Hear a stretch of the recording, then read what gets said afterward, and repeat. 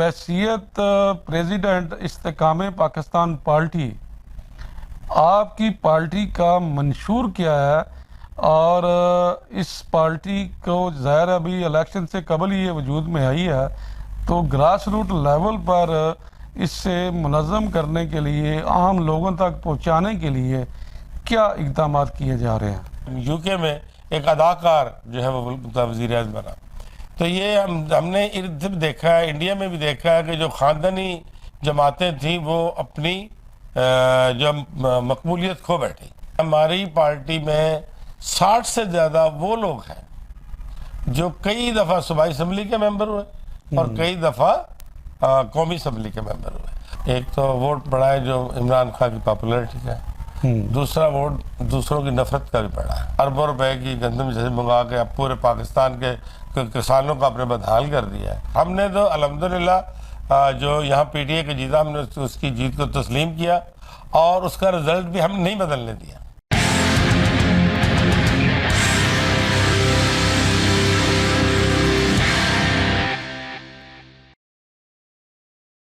بسم اللہ الرحمن الرحیم۔ سید حسن جعفری ایٹ 11 کے ساتھ حاضر ہوں۔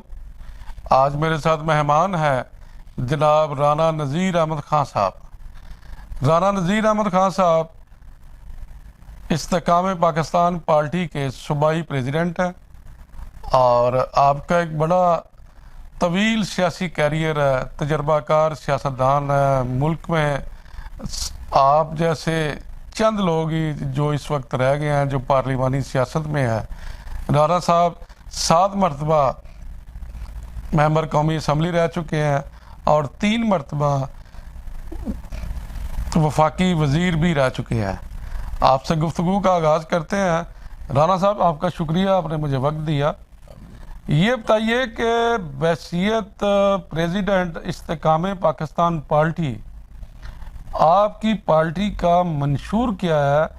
اور اس پارٹی کو ظاہر ابھی الیکشن سے قبل ہی یہ وجود میں آئی ہے، تو گراس روٹ لیول پر اس سے منظم کرنے کے لیے، عام لوگوں تک پہنچانے کے لیے کیا اقدامات کیے جا رہے ہیں؟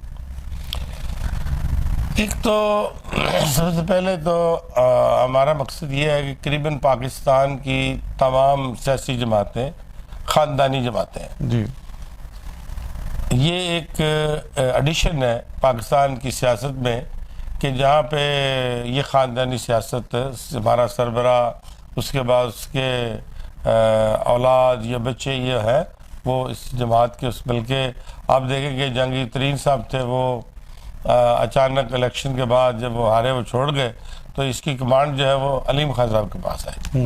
علیم خان صاحب چل رہے ہیں انشاءاللہ۔ تو اسی طرح جب یہ وہ جماعت ہے جس کی بنیاد ہم نے رکھی ہے کہ جو فٹ ہوگا وہ سروائیو کرے گا، اور پاکستان کے ہر طبقے کو ہم اس میں آنے کی دعوت دیں گے، اور جو جتنا اہل ہوگا، جتنا فٹ ہوگا، جتنا اس کا میرٹ بنے گا سیاست میں۔ جس طرح آپ دیکھتے ہیں کہ امریکہ میں ایک کالا جو ہے وہ پریزیڈنٹ ہوا، اسی طرح آپ دیکھیں یورپ میں، یو کے میں ایک اداکار جو ہے وہ وزیر اعظم بنا۔ تو یہ ہم نے ارد گرد دیکھا ہے، انڈیا میں بھی دیکھا ہے کہ جو خاندانی جماعتیں تھیں وہ اپنی جو مقبولیت کھو بیٹھی۔ تو اس لیے ایک سب سے بڑا ہمارا مقصد یہ ہے۔ دوسرا یہ ہے کہ ہم نے پاکستان، سب سے زیادہ ہمارے لیے اہم پاکستان ہے، ہم نے پاکستان میں استحکام لانا ہے، سیاسی استحکام، معاشی استحکام، اور اس کے لیے جس دروازے پہ بھی جانا پڑا، ہم پاکستان کے لیے اس دروازے پہ جائیں گے، اس کا دروازہ کھٹکائیں گے کہ ہم پاکستان میں، اور تمام سیاسی جماعتوں سے ہم کوارڈینیشن بھی کریں گے کہ ہم نے پاکستان میں، اگر آج پاکستان میں سیاسی استحکام آ گیا اور ان کی جو معاشی پالیسی ہیں وہ نیشنل پالیسیاں بن گئی کہ ہر جماعت کٹھے ہو گئی، فیصلہ کرے کہ ہماری خارجہ پالیسی کیا ہوگی، ہماری معاشی پالیسی کیا ہوگی، اور دنیا کے ساتھ ہم نے کس طرح، باقی جو ہے وہ سارا جو سیاسی جماعت آتی ہے وہ اپنا اپنا منشور دے۔ تو یہ پاکستان دنیا کا اہم ترین خطہ ہے، اور اہم ترین خطے کے ساتھ ساتھ یہ اللہ اور اللہ کے حبیب کا ایک تحفہ ہے، اور اللہ نے اس ملک میں اپنے جو نیچرل ہمارے خزانے ہیں، نیچرل ریسورسز سب سے زیادہ ہے. اگر ہم ایک سمت صحیح کر کے چل پڑے تو پاکستان وہ ملک ہوگا جو کہ انشاءاللہ ایک ترقی یافتہ ملک ہوگا. رانا صاحب، پنجاب میں اور خاص طور پہ سینٹرل پنجاب میں نون لیگ اور پی ٹی آئی بہت مضبوط جماعتیں ہیں. ان کی موجودگی اور مضبوطی کی وجہ سے پیپل پارٹی بھی بہت عرصے کی کوشش کے باوجود بھی اپنی جڑیں اس طریقے سے یہاں پہ نہیں بنا سکی جیسی اسے بنانی چاہیے تھی. تو ان حالات میں ایک نئی پارٹی استحکام پاکستان پارٹی کے پلیٹ فارم پہ اپنی سیاست کو اس حد تک گروم کرنا کہ آپ کچھ سیٹیں اپنا جو ہے پنجاب سے نکال سکیں، اس کا یہ ایک بہت بڑا چیلنج ہے. تو اس چیلنج کو کس طرح آپ پورا کریں گے؟ بڑا اچھا آپ کا سوال ہے. میں تھوڑا سا آپ کو پیچھے لے چلتا ہوں کہ ایک وقت تھا کہ یہاں صرف پیپلز پارٹی اور مسلم لیگ نون تھی. جی. مسلم لیگ پہلے مسلم جنیجت تھی، پہلے پاکستان مسلم لیگ تھی. یہ دو جماعتیں جو تھی، ایک پیپل پارٹی تھی اور اس کے سامنے مسلم لیگ تھی. ایک وقت تھا کہ پیپلز پارٹی کی پاپولیرٹی مسلم لیگ سے کئی گنا زیادہ تھی، کیونکہ میں نے جب سیاسی شروع کی تو 79 میں بلدیات سے شروع ہوا، تو اس وقت تو لوگ جو تھے وہ بندہ جو پیپلز پارٹی کا نام نہیں لیتا اس کو ووٹ ہی نہیں پڑتے تھے. جی جی. یہ حالت پیپلز پارٹی نے خود راستہ دیا. پیپل پارٹی خود یہاں سے چھوڑ کے سندھ میں چلی گئی اور وہ جو گیپ ہوا وہ پی ٹی آئی نے پر کر دیا. ہم جو ہے پنجاب کی سیاست جو ہے یہ روایتی سیاست ہے. پنجاب کے لوگ جو ہیں وہ روایتی سیاستدان ہیں اور یہاں عزت تکریم اور روایات جو ہیں وہ چلتے ہیں. آپ دیکھیں کہ مسلم لیگ نون اتنی ان پاپولر ہو کے بھی میدان میں موجود رہی اس لیے کہ اس کے پاس الیکٹیبل لوگ ہیں. بالکل. وہ لوگ جو بار بار الیکٹ ہوئے ہیں.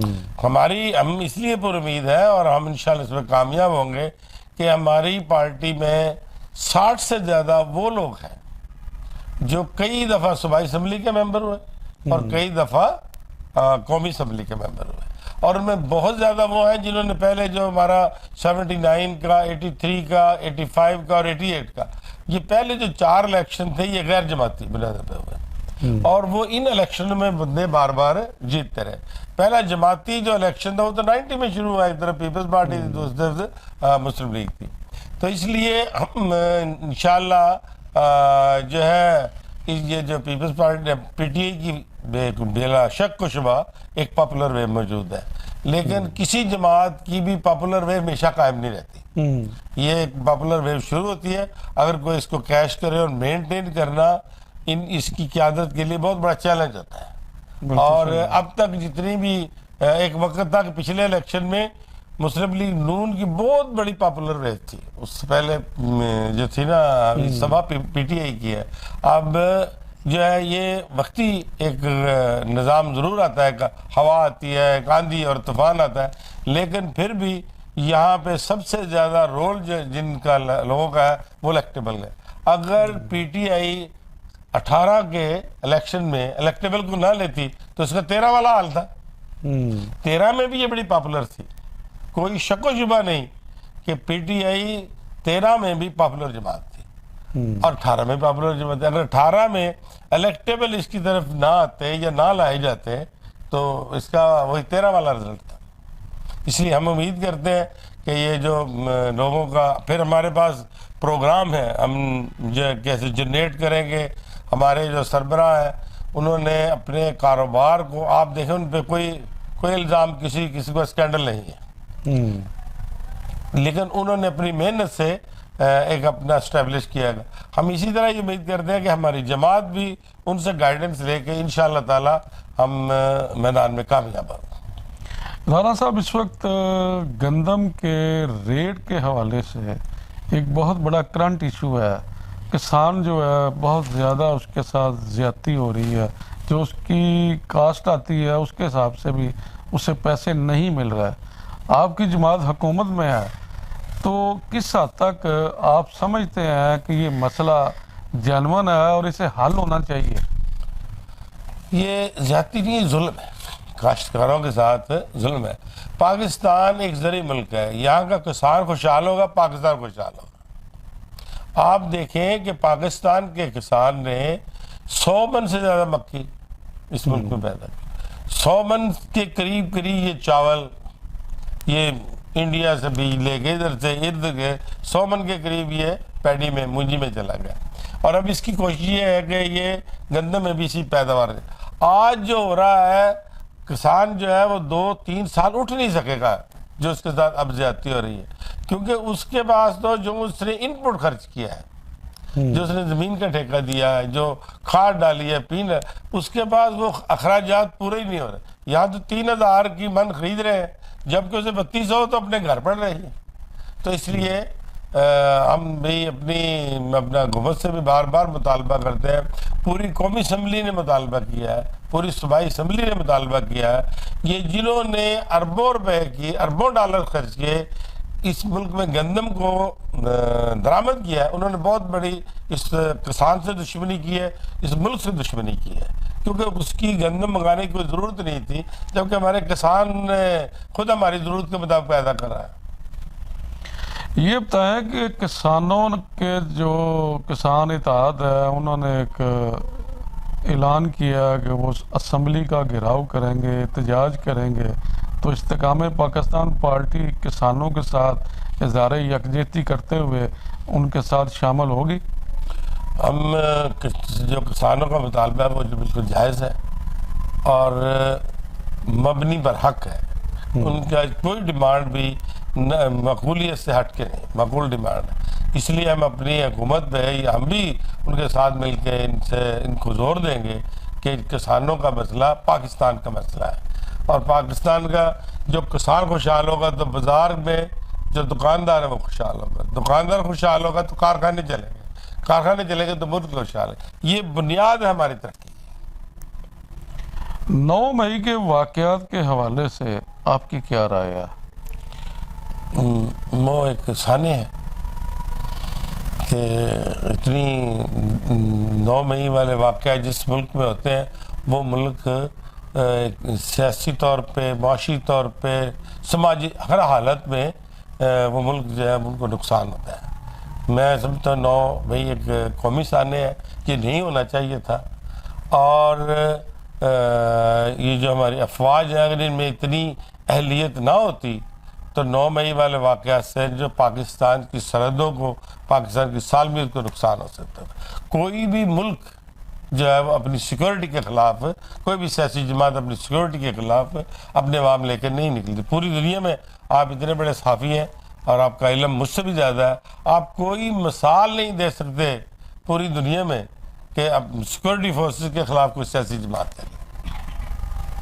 موجودہ جو الیکشن گزرے ہیں اس میں گجرانوالہ ڈسٹرکٹ سے پی ٹی آئی نے کافی زیادہ سیٹیں جیتی ہیں، آپ کے حلقے سے بھی پی ٹی آئی کے امیدوار جیتے ہیں، کیا سمجھتے ہیں عمران خان کا ووٹ زیادہ پڑا ہے یا حکومتی جو پہلے ان کی پالیسیاں تھیں مہنگائی کے حوالے سے اس کی وجہ سے ووٹ پڑا ہے؟ 2 قسم کا ووٹ پڑا ہے، ایک تو ووٹ پڑا ہے جو عمران خان کی پاپولرٹی کا ہے، دوسرا ووٹ دوسروں کی نفرت کا بھی پڑا ہے کہ وہ جو جن کی گورننس تھی، جنہیں ابھی دیکھے نا یہ اربوں روپے کی گندم جیسے منگا کے اب پورے پاکستان کے کسانوں کو اپنے بدحال کر دیا ہے، تو اس طرح کی یہ جو تھے کسی کی نفرت بھی ادھر گئی اور کسی کی پاپولرٹی، دونوں مل کے یہ رزلٹ ہے۔ اور ہم نے تو الحمدللہ جو یہاں پی ٹی اے کا جیتا، ہم نے اس کی جیت کو تسلیم کیا اور اس کا رزلٹ بھی ہم نہیں بدلنے دیا، اس لیے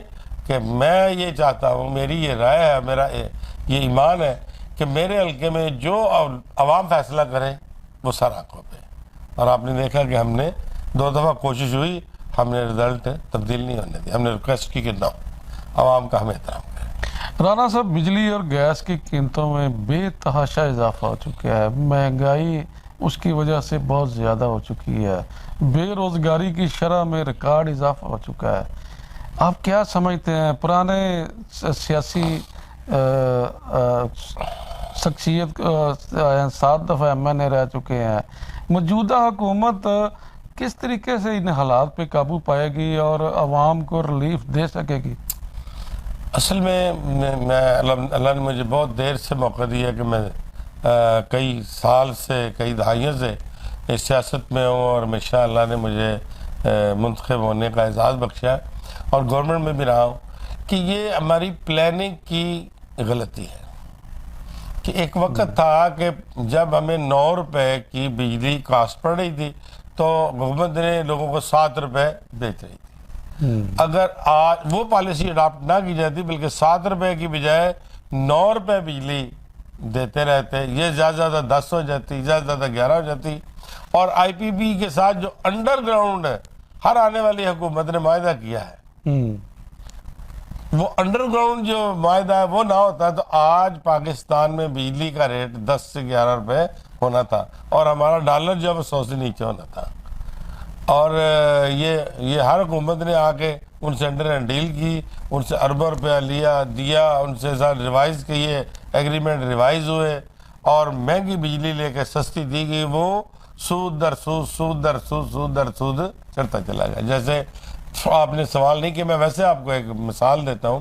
ایک وقت تھا کہ پی آئی اے منافع میں چل رہی تھی اور پی آئی اے نے اپنے منافع سے باہر لے دوسرے بیرون ملک اربوں روپے کی جائیداد بنائی. اگر پی آئی اے میں لوٹ کسوٹ کا بازار شروع نہ ہوتا تو آج بھی وہ اربوں خربوں کی مالیت ہوتی اور اربوں خربوں اس کا آمدن ہوتی.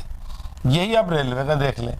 میں ایک کو نہیں کہہ رہا, میں سب کو, ہم اپنے آپ کو بھی ذمہ دار کر رہے ہیں. ہم بھی جب ہماری بھی گورنمنٹ آئی تو میں آپ سے بری ذمہ نہیں کر رہا کہ ریلوے جب ہم 85 میں الحمدللہ ایم این اے منتخب ہوئے تو جب ریلوے کا بجٹ آیا تو 0 خسارہ تھا. 85 سے خسارہ شروع ہوا ہے. سیاسی جتنی دیر تک ضیاء الحق رہا ہے, ضیاء الحق کے دور میں نہ پی آئی اے کو خسارہ تھا, نہ ریلوے کو خسارہ تھا, نہ سٹیل مل کو خسارہ تھا. میں بحیثیت وزیر سٹیل مل میں گیا تو انہوں نے مجھے بریف دی کہ ہم اتنے ارب روپے کماتے ہیں. یہ تینوں ادارے جو ہی یہاں جمہوریت شروع ہوئی تو 85 کے بعد ریلوے خسارے میں گئی, پی آئی اے خسارے میں گئی, سٹیل میں خسارے میں گئی, واپڈا خسارے میں گیا. یہی 4 ہیں جس کی وجہ سے آج ہم ایک اکنامکس کرنچ میں مبتلا ہے. اگر وہی پالیسی کا تسلسل رہتا تو پاکستان خوشحال رہتا. رانا صاحب, بحیثیت پریزیڈنٹ آئی پی پی پنجاب اپنے کارکنوں کو, اپنے ورکروں کو, ووٹروں کو کیا پیسے دینا چاہیں گے؟